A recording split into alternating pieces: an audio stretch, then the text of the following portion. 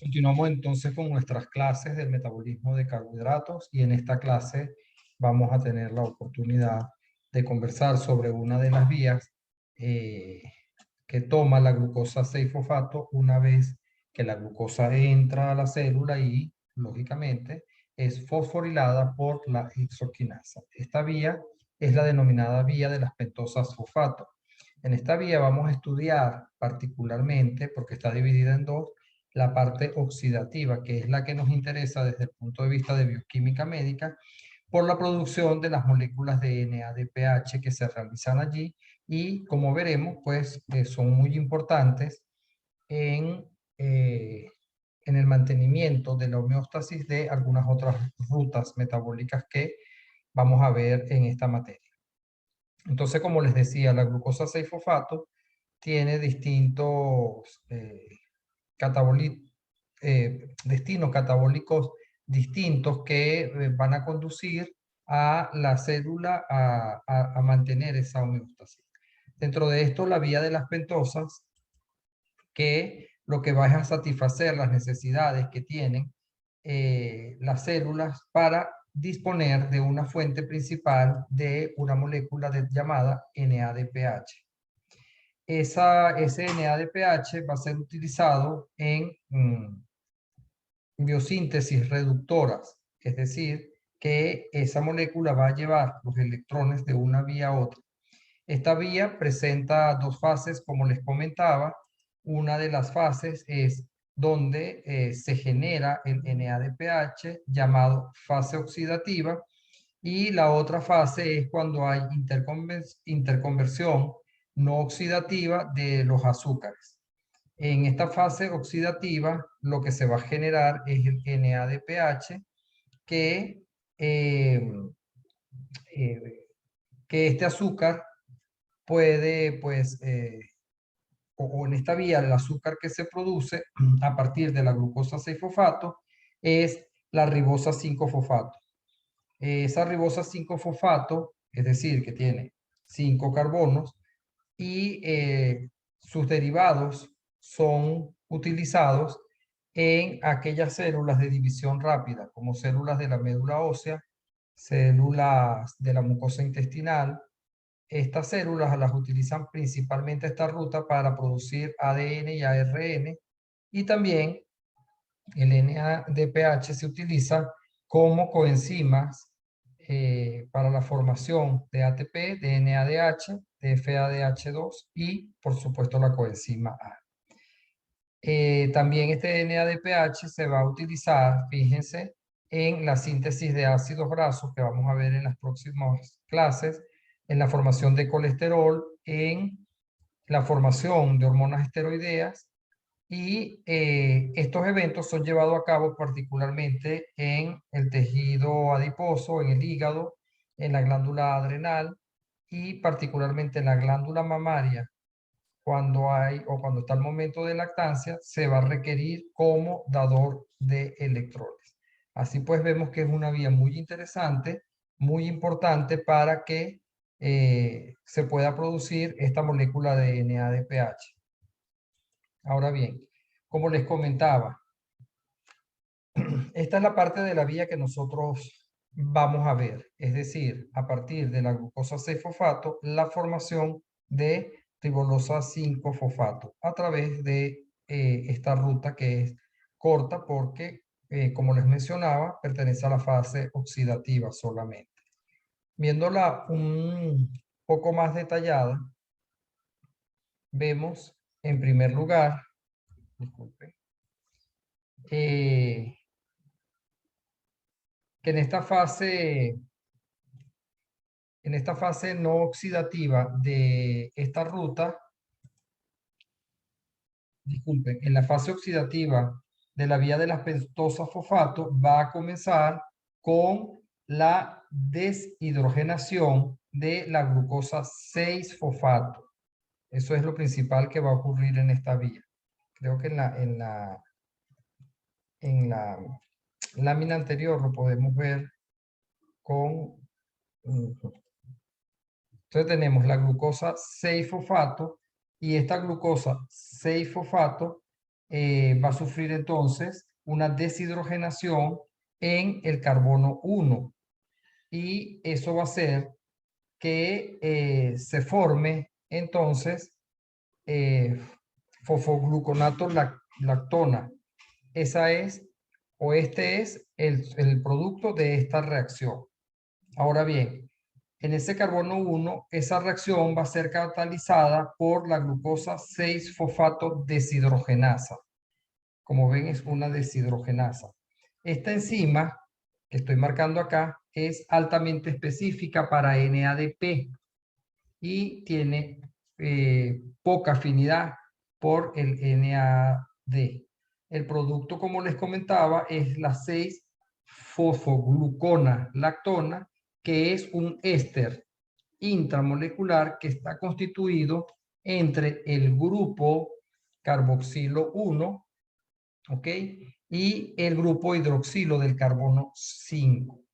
El siguiente paso va a ser la hidrólisis de la 6-fosfogluconolactona por una enzima llamada lactonasa, que es específica para dar 6-fosfogluconato, que es esta molécula que ven acá.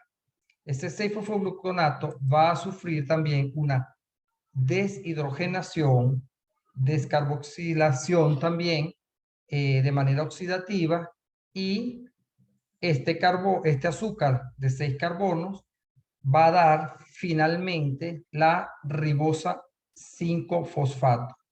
Acá nuevamente podemos observar que el NADP es el aceptor de electrones.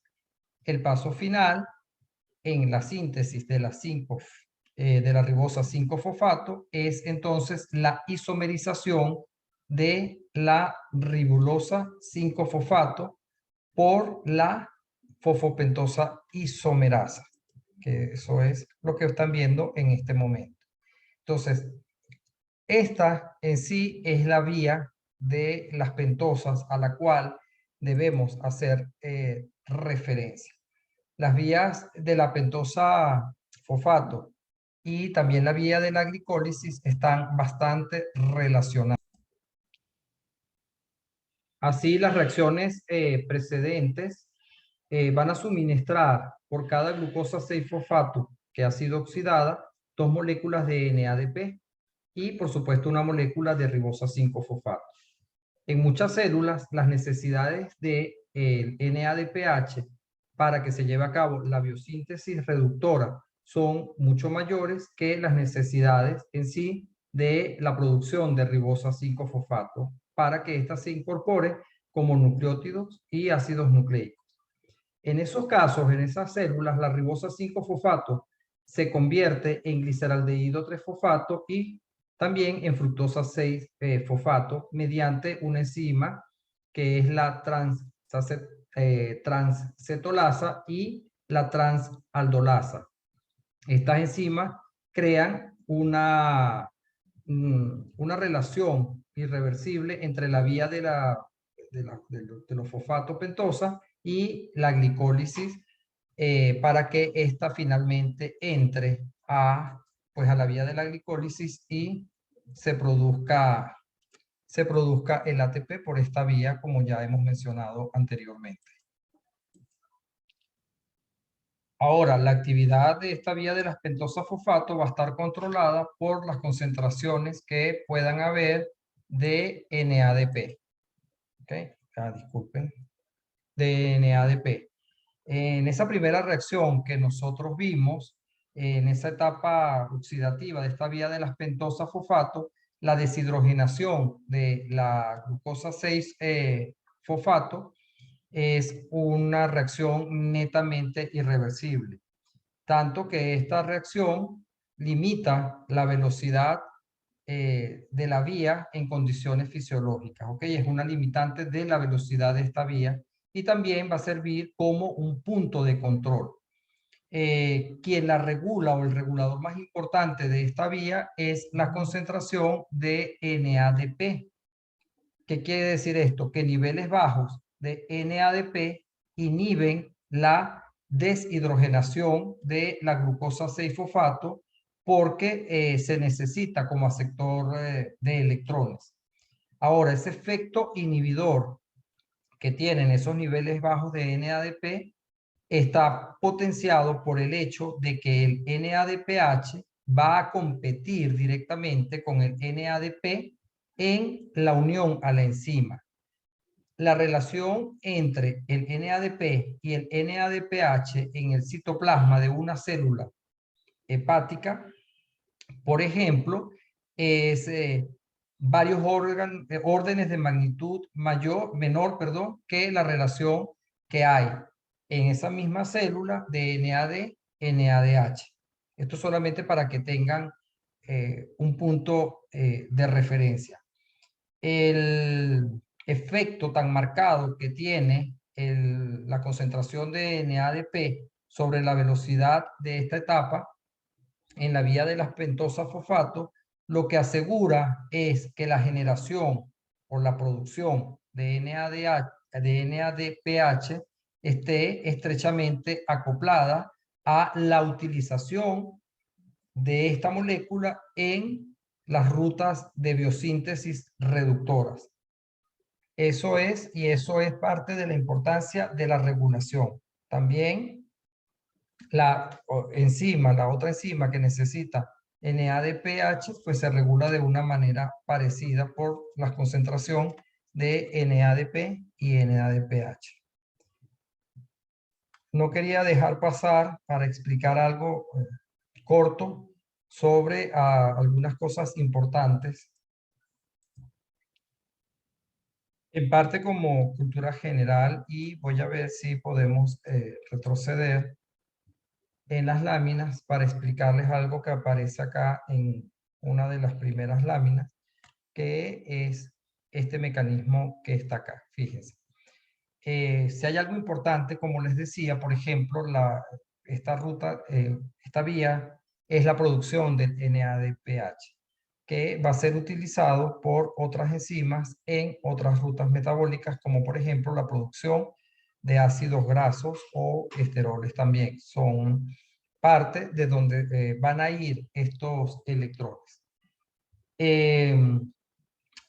La glucosa 6-fosfato deshidrogenasa, ¿okay? Esta enzima que está acá, o que debería estar acá, que es la que transforma la glucosa 6-fosfato en fosfogluconato, ¿okay? Es clave en la protección que se da contra lo que se conoce como especies reactivas de oxígeno. Esas especies reactivas de oxígeno generalmente son generadas durante el metabolismo oxidativo y estas especies reactivas de oxígeno ocasionan daño a las macromoléculas, porque su poder oxidante puede conducir en última instancia a la muerte celular. Entonces de eso la célula se tiene que resguardar.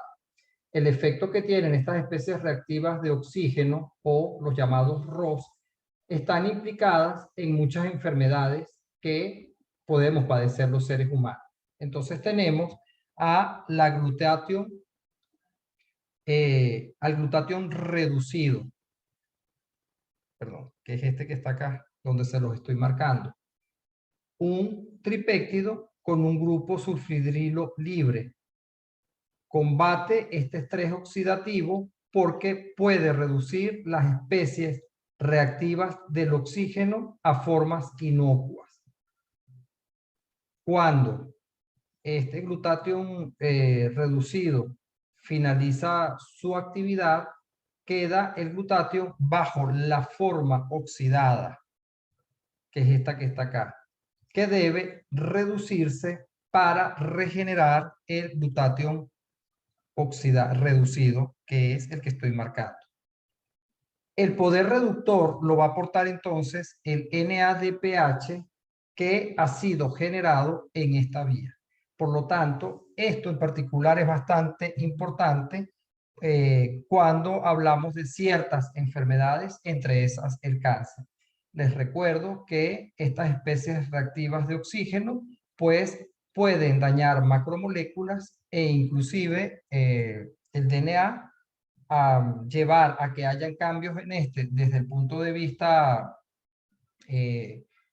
como les explico, desde la formación de cáncer por mutaciones y de allí la importancia que tiene, además del mantenimiento de membranas y otras situaciones, por ejemplo, dentro del eritrocito, como les voy a explicar a continuación.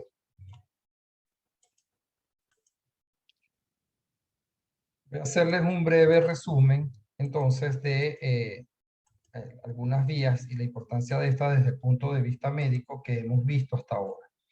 Desde el punto de vista de resumen, teníamos que habíamos hablado de la digestión y absorción de los carbohidratos y allí habíamos comentado que de las macromoléculas que consumíamos teníamos el almidón, el cual era catalizado por la amilasa y, por supuesto, de allí, de esa catálisis, había formación de moléculas más pequeñas como la maltosa, la maltotriosa o la alfa-dextrina al límite. Además, también consumíamos lactosa y sacarosa, las cuales iban a ser atacadas por disacaridasas o trisacaridasas para obtener finalmente moléculas más pequeñas. Esas moléculas más pequeñas eran de galactosa, glucosa y fructosa generalmente. Luego, estas iban a entrar a la célula a través de transportadores especiales, como el GLUT5, de los cuales también discutimos y vimos las características de los GLUT, así como aquella que habíamos explicado al inicio, que era la entrada de glucosa acompañada de sodio. Y también entraba la galactosa, y de estas moléculas todas podían salir al torrente sanguíneo a través del GLUT4, y allí pues eso era lo que llevaba al aumento de la glucosa en sangre en el postprandial, cuando la cantidad de azúcares o de estos azúcares llegaban a el capilar. Solamente para recordar, entonces, si estábamos en situación postprandial, habíamos dicho que aumentaba la concentración de glucosa, y al aumentar la concentración de glucosa había aumento por ende de la insulina, y pues nada, esa insulina iba a desencadenar la cascada que ella desencadena, llevando finalmente a la salida de GLUT4 y por supuesto a la entrada de la glucosa en las células, y de allí pues esta glucosa iba a ser fosforilada a glucosa 6-fosfato, que iba a tomar esas vías que nosotros ya conversamos. Y particularmente en el estado postprandial, que es lo que estamos hablando, pues iba a ser la vía de la pentosa fosfato que acabamos de ver, la de la glucogénesis o la glicólisis. Por otro lado, cuando entrábamos en etapa de ayuno, iba a haber disminución de la glucosa, aumento del glucagón, aumento de la concentración del AMP cíclico como segundo mensajero, y actividad de la PKA.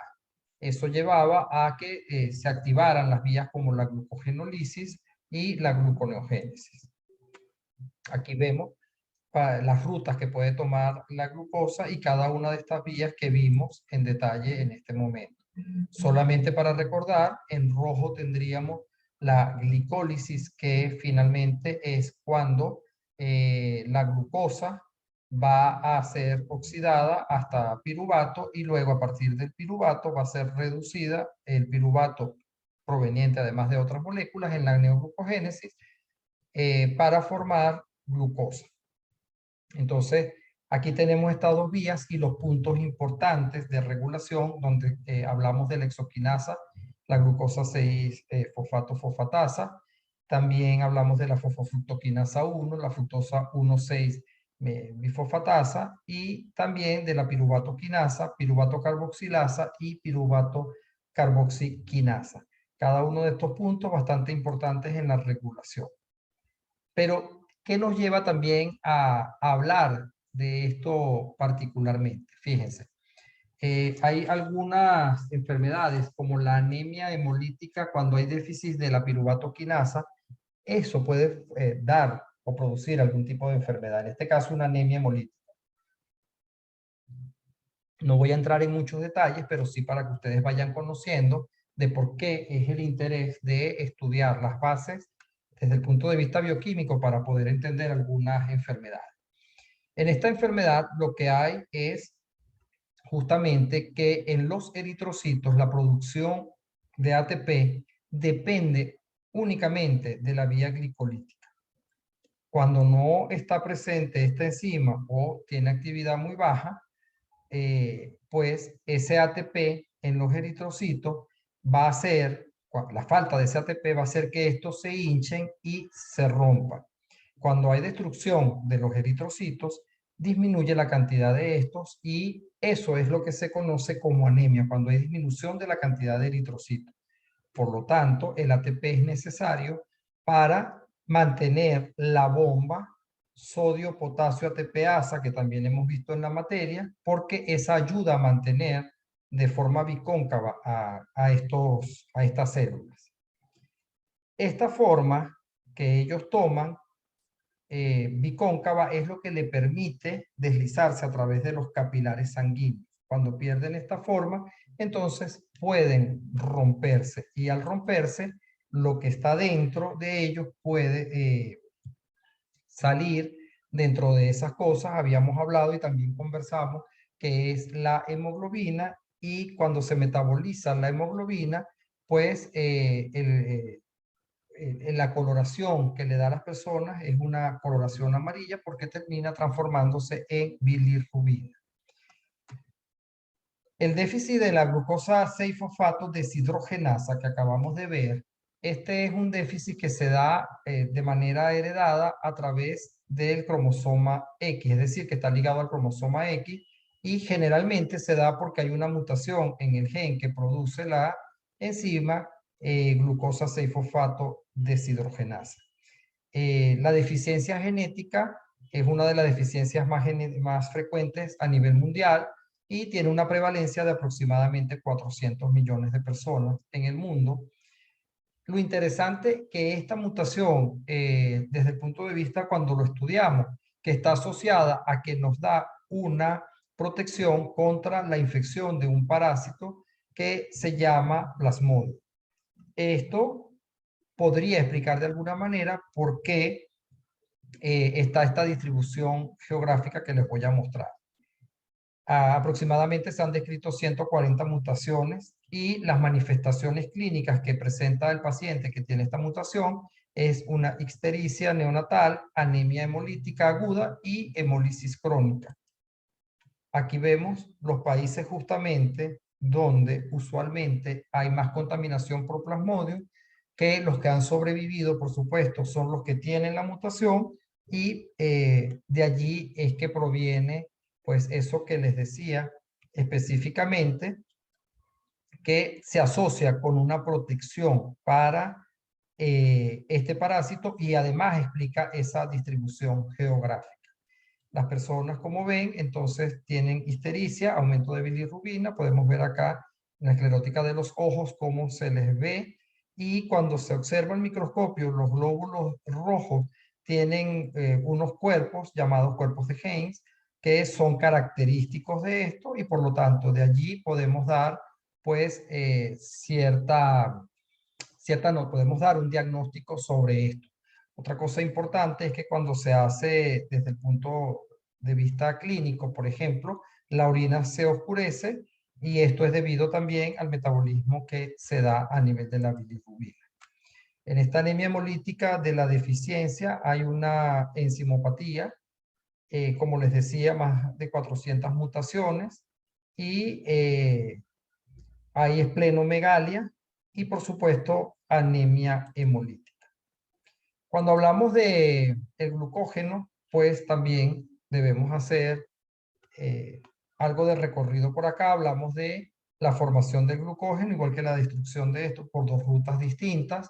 Y aquí lo podemos ver como la proteína fosfatasa, que la conversamos en su momento, regula a las quinasas, porque defosforila a la fosforilasa quinasa y a la fosforilasa A, eliminando el grupo fosforilo de la glucógeno sintasa B para activarla. Entonces, mientras se activa una, se inhibe la otra, y de esta manera es que conversamos cómo era la regulación de esto. Cuando hablamos de la glucógeno fosforilasa, habíamos hablado que la carga energética que presenta la célula, o sea, a nivel intracelular, particularmente en el músculo, la podía regular. Y habíamos dicho que esta enzima, glucógeno fosforilasa, en el músculo era dimérica, por lo tanto de allí explicaciones sobre esa regulación. Así pues, la fosforilasa B es activa solamente cuando aumentan los niveles de AMP, porque esto la estabiliza para que sea activa justamente, sobre todo en el músculo, y recordamos que el ATP es un modulador alostérico negativo de esta glucógeno fosforilasa. También que la inhibición se podía dar por retroalimentación con la glucosa 6-fosfato. Significa entonces que pues la va a regular de manera negativa, ¿verdad? O sea, con inhibición, justamente porque esta debe estar inhibida en momentos de postprandial. La fosforilasa B se activa a fosforilasa A cuando hay fosforilación de la serina 14 de la fosforilasa quinasa. Esto lo hace a través de hormonas, sobre todo cuando hay temor o nerviosismo. Recuerdan que hablábamos de la huida en ese momento. Bueno, parte de eso. Una de las enfermedades que se pueden producir cuando hablamos, o que podemos ver cuando hablamos del almacenamiento de glucógeno, es esta enfermedad llamada enfermedad de von Hierke, como lo vayan a pronunciar. Un paciente con esta enfermedad va a presentar un abdomen bastante voluminoso que va a ser producido por la dilatación del hígado. Eso cursa con una hipoglucemia pronunciada que se da generalmente entre las comidas y además el nivel de glucosa en la sangre no se eleva aún cuando se le administre bien sea adrenalina o glucagón a ese paciente. Un niño con esta enfermedad de este tipo, que es una enfermedad de almacenamiento del glucógeno, puede también tener convulsiones debido a que las concentraciones de azúcar en sangre son muy bajas. El defecto enzimático de esta enfermedad se descubrió en la década de los 50, ¿ok? Y resulta que descubrieron que en el hígado de un paciente que padecía esta enfermedad, pues carecía de glucosa 6-fosfatasa. Esta fue la primera demostración de una deficiencia congénita de una enzima hepática. El glucógeno del hígado de estructura normal, que era lo que se veía, pero estaba presente de manera muy elevada en estos pacientes. La ausencia de la glucosa 6-fosfatasa en el hígado va a producir la hipoglucemia, puesto que como no se puede formar glucosa a partir de la glucosa 6-fosfato, pues se va a acumular y eso es lo que va a producir pues todas estas características, como por ejemplo esos niños que tienen una cara redondeada llamada cara de muñeca, el abdomen protuberante que les dije porque hay una hepatomegalia, son personas de bajo peso, de baja talla, y además, a medida que pues aumentan en edad, durante la pubertad son personas que desarrollan adenomas hepáticos y finalmente los riñones, por circunstancias que no vamos a conversar acá, pues aumentan de tamaño y en el adulto vemos que esos adultos pueden tener una hipertensión arterial acompañado de una proteinuria. El defecto metabólico, entonces, como les decía, va a estar justamente en el transporte de la glucosa hasta la glucosa 6-fosfato hasta el sitio donde se encuentra la glucosa 6-fosfatasa, por ejemplo. Puede ser algo de eso que puede estar sucediendo. Entonces, recordando solamente que una de las funciones esenciales que tiene el hígado es mantener pues constante esos niveles de glucosa en sangre. Recordemos entonces que a través de esta enzima el hígado pues libera glucosa a la sangre sobre todo cuando hay actividad muscular y, por supuesto, en esos intervalos entre comida y comida. De allí es que disminuye la concentración de glucosa de estos pacientes. La glucosa fosforilada, producida por la degradación del glucógeno, que llega a ser pues, la glucosa 6-fosfato, no se transporta fuera de la célula. El hígado entonces va, o que contiene esa enzima hidrolítica, la glucosa 6-fosfatasa, que permite que la glucosa pues abandone este órgano, que es la que exinde ese grupo fosforilo, que es la que produce finalmente la glucosa libre y por supuesto el ortofosfato. Recordemos que dijimos que estaba localizada en el retículo endoplásmico liso y que iba a estar hacia el lumen de este, que era una de las maneras como se controlaba, en esa glucosa, que tampoco se encuentra en la mayoría de los tejidos u órganos, en las células que conforman esos tejidos u órganos, sino particularmente en el hígado. Y cuando hay defectos en ella o en alguno de los transportadores, pues simple y llanamente se puede desarrollar entonces la enfermedad. Y vemos cómo son los pacientes con una estatura baja y una hepatomegalia particularmente, además de lo que ya vimos, que era esa cara de muñeca. Hablemos un poco de lo que es la diabetes mellitus. Esta es una enfermedad que se da desde niños hasta personas adultas y la vemos por ejemplo, la del tipo 1, que generalmente se da porque es una enfermedad autoinmune. Se producen anticuerpos que atacan o que pueden destruir las células pancreáticas, las células beta del páncreas, por lo tanto, pues disminuye la cantidad de insulina y como no puede producir la insulina, los niveles de glucosa se mantienen elevados. En el tipo 2 hay imposibilidad por algún mecanismo, o sea, les digo esto porque no vamos a entrar en detalle, para producir correctamente la insulina en el páncreas, y hay una que es particular que se presenta en mujeres embarazadas, pero que con frecuencia va a desaparecer después del parto. La tipo 1 se diagnostica casi siempre desde tempranamente en edad a niños, el tipo 2 en adultos y niños, sobre todo con sobrepeso, y la gestacional pues en mujeres embarazadas. Entonces lo que les decía, pues lo que sucede es que hay problemas bien sea en las células beta como tal o en la misma producción de la insulina. También la generalidad es que son personas con más peso, con abdomen abundante, ¿ok? Y por supuesto en las embarazadas. Ahora bien, la diabetes o durante la diabetes, el desarrollo de la diabetes, se presentan algunos síntomas como cansancio, pereza, disminución de peso, hay frecuencia de ir al baño a orinar, mucha hambre, por supuesto, también hay mucha sed, y eso se traduce en lo que se conoce como los síntomas cardinales de la diabetes mellitus, que es polidipsia, polifagia y poliuria.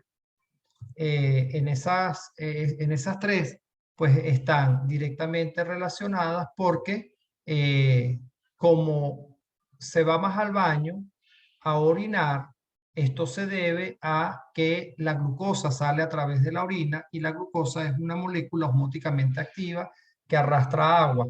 Por lo tanto, hay deshidratación y eso lleva entonces a que se produzca pues más ganas de tomar agua. Por lo tanto, pues se producen estos síntomas generales. Y como la célula no le está entrando la suficiente glucosa, pues la orden es que siempre estos pacientes, sobre todo al inicio de la enfermedad, cuando se inician estos síntomas, si no se han tratado, van a tener hambre. ¿Ok? Entonces, estos son parte de los síntomas, parte de algunas enfermedades que solamente quería nombrarles para que vieran esa relación que existe entre la bioquímica, lo que acabamos de ver, y este tipo de enfermedades. No me queda más que agradecerles y espero pues que estas clases les ayuden para su futuro y que nos veamos pronto quizás en otra materia. Muchísimas gracias por su atención.